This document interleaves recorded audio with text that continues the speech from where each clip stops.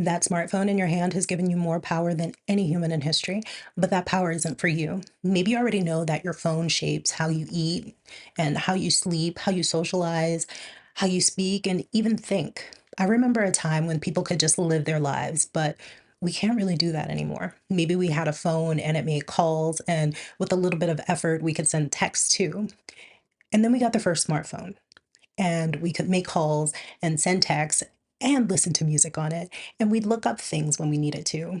And then we'd put it in our pocket, and that was enough. And then maybe we had all that, and we also had to manage our apps. We'd update them, we'd delete the ones that didn't work well or just took up too much space. We'd find new ones for things that we didn't know we needed. We'd enter our credit card, accept the terms and conditions, we'd trust it. And then maybe we had all of that. And now the camera was really good. I mean, really good. So we started to photograph everything, every meal, every trip, each moment. So we had to learn our angles and light while learning not to look awkward holding a phone in public spaces. And then maybe we had all that and we had to make our grid pleasing. It had to be cohesive. We had to think about filters and captions and hashtags and the best time to post. We had to make our lives look like something worth following. And then maybe we had all that and we had to be reachable always.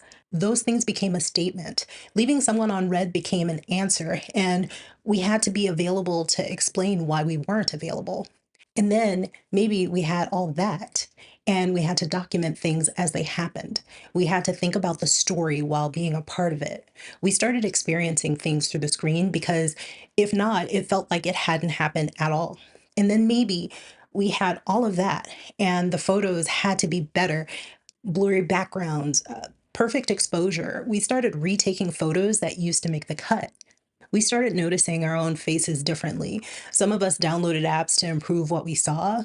Some of us just stopped being in photos altogether.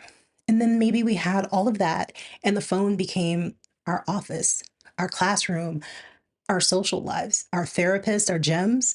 We are on it for hours each day and call it staying connected. Even though 89% of the time we pick up our phones, no one is reaching out. Then maybe we had all of that and making videos wasn't just for creators. Everyone was expected to do it. It had to be interesting and fast, and you had to learn the transitions and add trending sounds, whether or not you were talking to camera. Everyday people had to optimize their personality for engagement. And then maybe we had all of that, and the phone started suggesting our replies, predicting what we wanted before we asked, and we just let it. It was faster. And then we stopped noticing which words were ours and which weren't. And then maybe we had all of that. And the phone read our emails and summarized our messages and suggested what photos to post and decided which notifications mattered. It knew our schedule, our contacts, our habits, our health, our hesitation. We had to decide again which boxes to check, what to opt out of, which parts of our lives we would trade for convenience. We had to become our own privacy advocates, self taught digital scholars. We had to filter between what our phones wanted to do with our data and what we actually wanted. And some of us were so exhausted. We hit accept all and continue scrolling. Maybe at some point you looked up and realized the smartphone has been there for every moment over the last 18 years. We thought we were living our lives and using the phone, but it turns out the phone was always on and we performed for it. And somewhere between the first iPhone and the one in your hand right now, you may have realized that it started with you using your phone, but now your phone is using you. I have spent the last 3 years deconstructing and adjusting my relationship with technology. If any part of what I just shared resonated with you, I want you to stay till the end for a couple of ideas on how to change your relationship with your phone. I'm Kina. Thanks to everybody who bought me a coffee, especially those of you who share a coffee monthly. Thank you for giving super thanks, a like, for subscribing, for commenting and sharing my videos. Each and every one of these things makes it possible for me to make these videos each week. if you are subscribed, make sure to click the notification bell and select all notifications. Otherwise, you may not see me in your feed. This video was inspired by a video from a creator I saw called LEZK, and she's on TikTok. I've linked the video in the description. Her video is on being an artist today, and it immediately made me think of smartphones and what they were and what they've become. Or maybe they've always been that way. Anyway, I wouldn't have arrived at this point where I have a better relationship with my smartphone had I not been forced to slow down. And during that time, I started to realize that the many parts of life I used to enjoy had slowly shifted to these devices, these smart devices. Drawing moved from paper to the tablet. I no longer read physical books. They'd moved to that tablet as well. I began losing track of the things that I wanted to do because my to do list left paper and went onto my phone digitally. I stopped knowing every nook and cranny of the city that I lived in because I let maps take over. I stopped filling photo albums because memories lived on my phone now. I stopped letting my mind wander because my phone filled in the dead time. And when I first started doing these two things, it was very hard for me. But with persistence, they actually ended up working. First, I started by keeping my phone in another room completely. I realized that not everybody can do this. I definitely couldn't do this at all with my old job. I could barely take a shower without an urgent message coming through. But by putting my phone in another room, it helped me break the habit of checking my phone every few minutes. It actually slowed down that need to just look at the phone.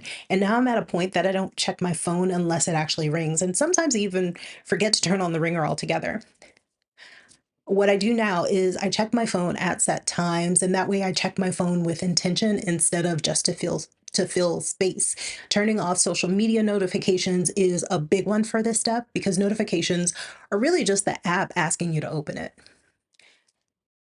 Those are the two things I did to really cut my addiction for touching the phone. Now, I want you guys to share your ideas in the comments because there may be somebody who's watching who can't take the steps that I suggested, but you may have an idea that they're able to implement. And with this journey that I'm on, I've spent a lot of time rebuilding the physical media I used to enjoy. I'd moved my music to digital. Thankfully, I did save most of my CDs, but I'm also building a record collection. I've given away many of the books that I used to enjoy, but now I'm rebuilding my physical book collection. I actually have been more dedicated to building up my collection since the all-day power outage that we had across Spain, Portugal, and parts of France last year. It made me think of if communication were to fail and how would I spend that time? Today, I actually got a book in the mail that I'm really excited about. It's called Over the Counter: A Doctor's Guide to Self-Treatment Using Drugstore and Natural Remedies. It's written by a preventative medicine physician. Her name is Dr. Tremaine Wilkinson. She happens to be from the same place as my high school best friend, and she has a master's in public health, just like my mom. So that already has me connected to her. But a couple months ago, I read the digital version of this book, and I really wanted the hardcover. This book reminded me of my mom. It's because when she shared information, it was done in a way to help you understand. And in her advice she gave you the choice of being a patient or being a person. And I really get that with this book. I'm not sponsored to share this book. It's a book that I've added to my physical library of books because I'm no longer interested in leaving all of my resources online. If the power goes out, I have this information. If the internet goes down, I have this information. I have left a link for this book in the video description. I recommend the hardcover version over the digital version because you want to make sure that you have the information. Now, shipping is included if you're in the US.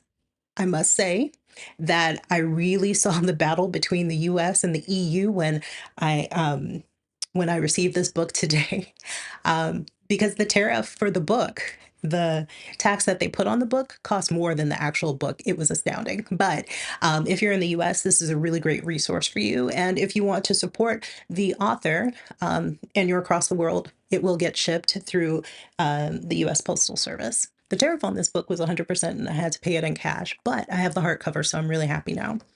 Thanks for staying with me until the end. Check out this video if you haven't seen it. I think I upset the feed a little bit with this one because not a lot of you saw it, but the conversation that we've been having in the comments tell me that this is something you're interested in. I will see you in the next video. Okay, bye.